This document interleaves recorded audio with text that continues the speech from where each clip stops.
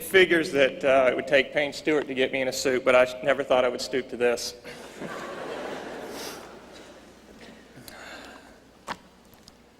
Payne wasn't the most mechanically inclined person that I ever knew. I'll never forget the mistake he made when he told me the story of the time that he started his bass boat in his garage.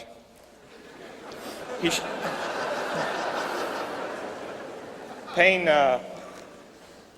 showed me that bass boat. He was so proud of it. You know, it had the metal flakings on it and the beautiful brand new engine. And I knew he wasn't much of a fisherman at the time, and I didn't know how often he would use this boat, and surely didn't know how little he knew about the boat. But one day, I got to tell you, he jumped in the boat, and I guess feeling bad that he hadn't started the engine in a while, just put the key in the ignition and turned it over. He first took the time to squeeze the bulb, he knew that much, to prime the engine, and he turned the key over and the motor started, and it was so loud, and he said he was so happy that it kicked on. He was very surprised, but he kept revving in the engine. He said for 5 minutes the thing just ran like a champ, and he just kept it going, and you know, a motor can't run, an outboard engine cannot run without water. And it exploded. Payne said he freaked out. Flames hit the ceiling, and he described them fanning out of the ceiling like this. He leaped out of the boat and grabbed the hitch and ran out of the garage to keep the house from burning down. And then he made the mistake of telling me. And I told everybody I knew about that. I cut an ad out of a fishing magazine for an outboard motor, and it was a big one-page ad, and I taped it to his locker at the next tournament, and I wrote a big note on top, "Just add water."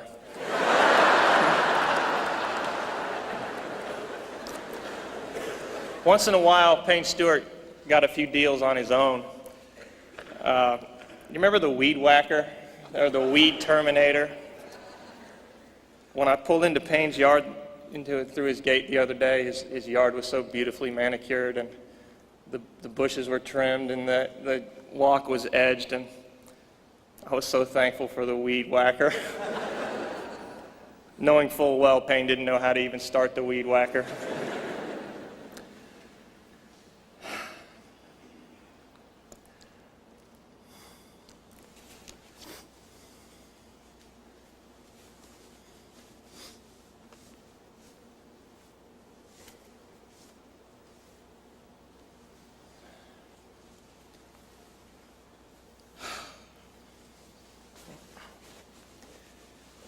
To try to accept the magnitude of this tragedy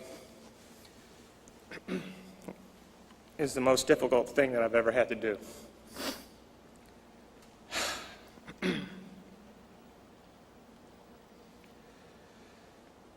The void and the sadness that we all feel is very real, but it is not without hope that we mourn. And we're not alone in our mourning, for the God of the universe joins us today in our sorrow. Verse 15 of the 116th Psalm says, "His loved ones are very precious to him, and he does not let them die lightly." Snatched directly from the sky this past Monday, God called 6 of his loved ones home. Among them were 3 of my closest friends, Van Arden, Robert Fraley, and Payne Stewart. For me, the death of these 3 men will forever affect my life. For the next few minutes, I have the privilege of telling you why this is true. At the end of his life, the Apostle Paul looked back and said, "I have fought the good fight, I have finished the race, I have kept the faith. Now there is in store for me the crown of righteousness, which the Lord, the righteous judge, will award to me on that day." That's 2 Timothy chapter 4, verses 7 and 8. Van Arden has finished the race. He has kept the faith, and the crown of righteousness is now his. Van Arden loved God. His faith in Jesus Christ guided him and sustained him. In the years I knew him, the evidence of his faith was unmistakable day after day. Van was a gentleman. I loved having him work for me. His words were always gracious. As an agent, he was always faithful to those he served. As a negotiator, he was always prepared. As a competitor, he was relentless but fair. The tears of the clients and customers and competitors in this sanctuary today are proof of this faithfulness, diligence, and fairness. But more important to Van than his work was his family. Even in business settings, he often spoke of his love for Debbie and their 4 children, Ashley, Ivan, Hannah-Lee, and Danielle. He loved them dearly. This past weekend, Debbie told us that her husband had blessed her socks off. This is every man's dream. On the way to the airport this past Monday morning, Van called Debbie from his car, and the last words she heard him speak were, "Debbie, I love you more than anything in the world." And this is every woman's dream. I love Van Arden.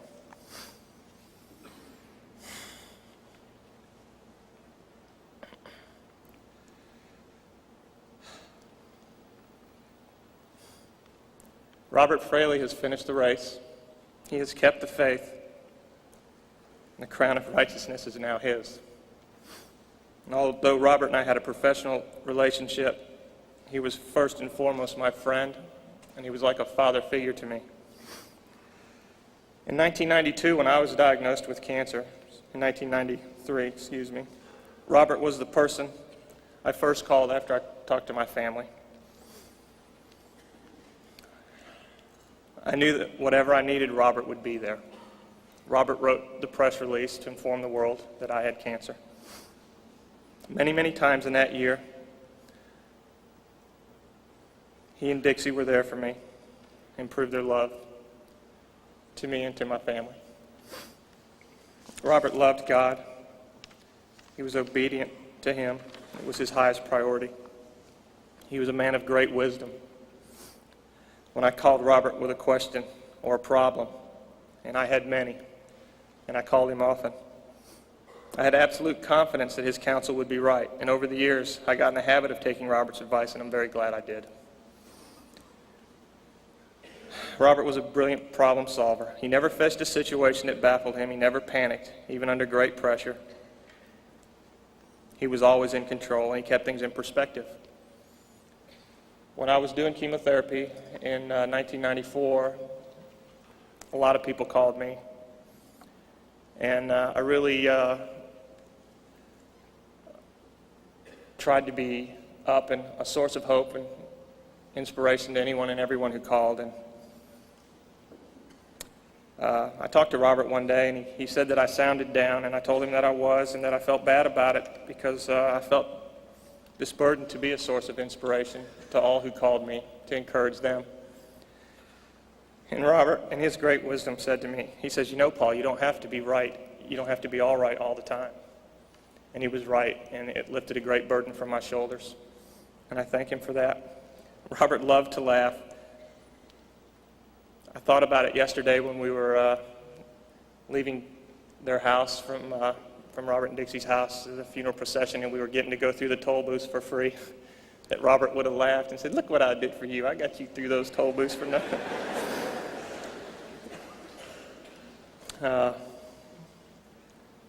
And those of us who knew him can still hear his laughter. And I'll always remember the smile on his face. I loved Robert Fraley.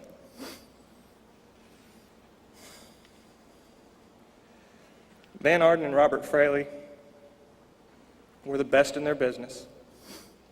They had the incredible ability to be leaders, but they were also servants. And they were servants to the people that worked for them. They were their leaders and they were their servants, and that's a quality that not many people have.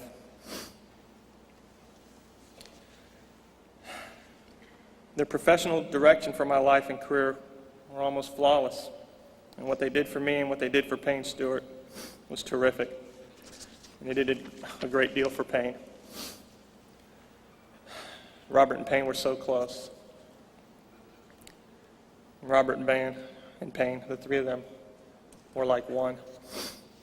But as good as they were, the one thing that Van Arden and Robert Fraley could not be for Payne Stewart, or could not do for Payne Stewart, they could give him advice, and they could find him the endorsements and negotiate his contracts, but they could not change Payne's heart.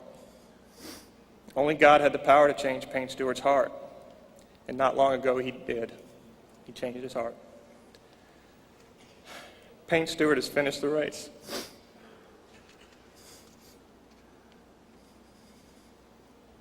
He has kept the faith, and now the crown of righteousness is his. Payne Stewart loved life, and like Chuck said, he loved people. He was the life of every party. He loved to cook. He was comfortable around the grill. He was confident. You could tell he knew what he was doing. Robert Fraley was a clothes horse. But Payne Stewart was the fashion police. How many times did Payne Stewart ask me if I got a free bowl of soup with that hat?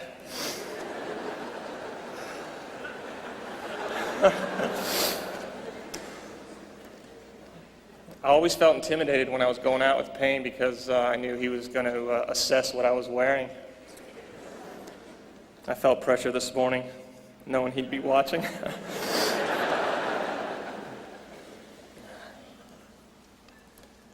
Payne loved to fish. But sitting in a boat with Payne could be dangerous at times. I fished with him one time. I was still doing chemotherapy, and my head was bald as a cue ball, and I had on a hat. And we were in a small boat, and this fellow had taken us to Lakeland. We met at a McDonald's in Lakeland, Florida, and we went to one of the phosphate pits where the catching fish is like fishing in an aquarium almost. And we were catching fish on a regular basis, and I was in the middle. It was a very small boat. The guy was running the trolling motor. I was in the middle. Payne was on the bow, and we're throwing these big lures. And I kept telling Payne, "You be careful now. Don't you hook me." "Oh, I'm not going to hook you. I'm not going to hook you." We got to one point where we went through a canal and you could reach both banks. And I turned away for just 1 second. Because every time Payne cast, I watched. For 2 hours, I watched him. I ducked. And the one time I turned this way, I felt this whack upside my head. And I thought, oh, he hit me with a pole, you know? And I pulled my hat off, and all 9 hooks of this lure were buried in my hat.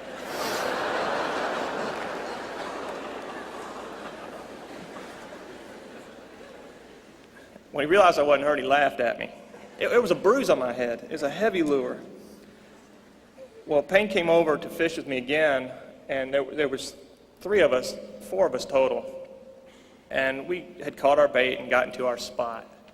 And, you know, when you shut down and you anchor up and you go, you know, into the compartments and you put your wallet away in case you fall out, you don't want to get wet, you know, and you put stuff up. And we were doing that normal stuff, and we had all pulled out helmets. And 3 of us had on football helmets, and Payne wasn't looking, and when he turned around, he almost he wanted to leave.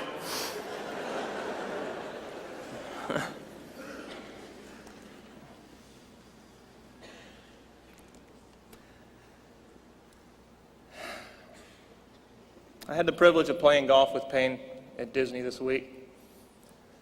I hadn't played with him really since Fort Lauderdale, and we played a practice round. We only played 5 holes. At Disney, you jump around in a cart, and we played our 4 or 5 holes together, and we talked about the Ryder Cup and what it was like. You know, he shared stories about what it was like and how he was going to do the team, and he said one thing that he was going to do in the 4 years from now. He already knew when he was going to be picked. I don't know if he had already written Jim Autry and told him when to pick him or what, but it was a fact that Payne Stewart was going to be a Ryder Cup captain. Payne said to me, he says, one thing I'm going to do when I'm Ryder Cup captain, he says, the first thing I'm going to do is I'm going to name you and Hal Sutton my co-captains. It's the first thing I'm going to do. And I'm so thankful for those words. It meant so much to me. At the time, I just thanked him for that, but certainly didn't know the magnitude of what that would mean to me. And then we played together and had a great time for 2 days. And, I wasn't really much help to my amateur, and Payne patted me on the back and said, "Don't worry, Paul, I'll take care of your amateur the next 2 days." And he did. He took care of him.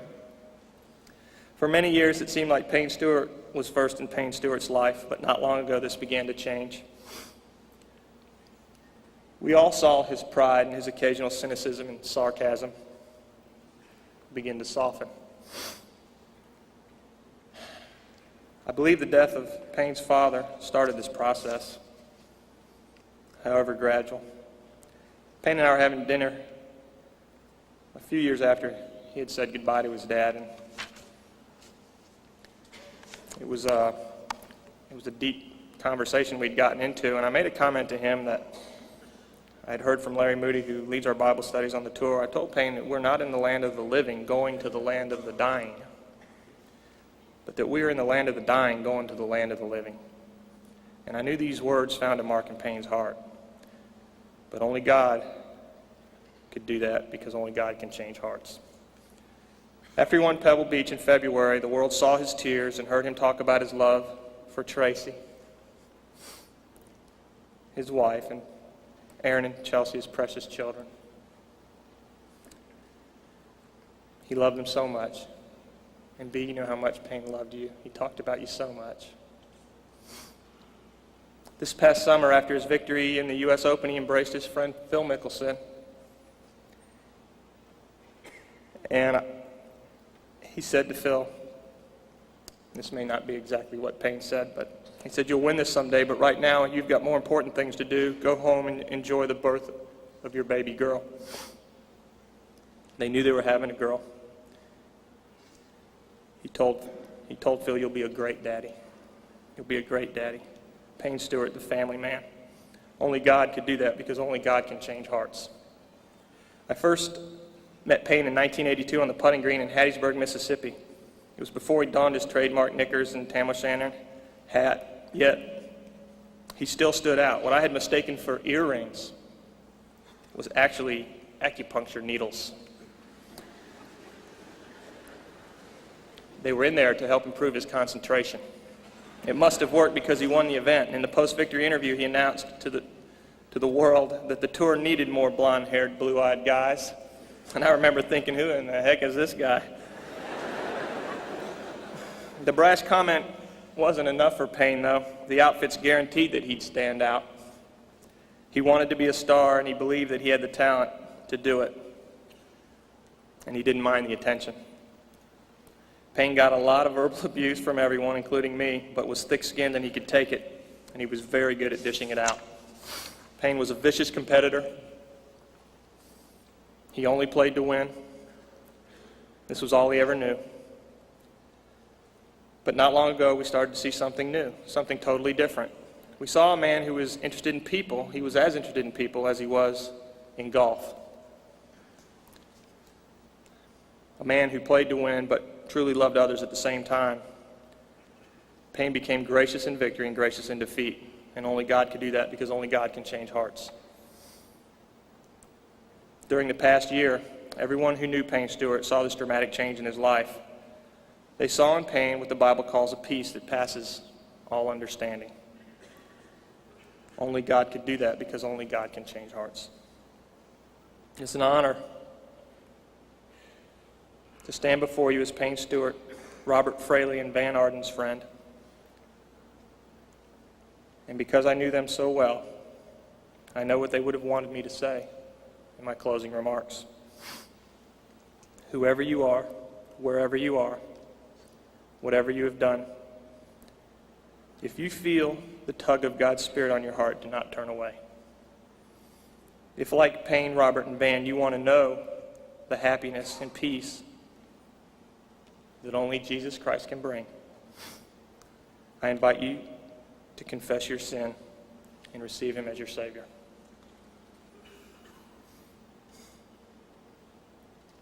Regardless of what your life has brought you, His love is enough, and His peace is for real. Because I knew these men, I will never be the same. I'm so thankful for their friendship and their character and their faith.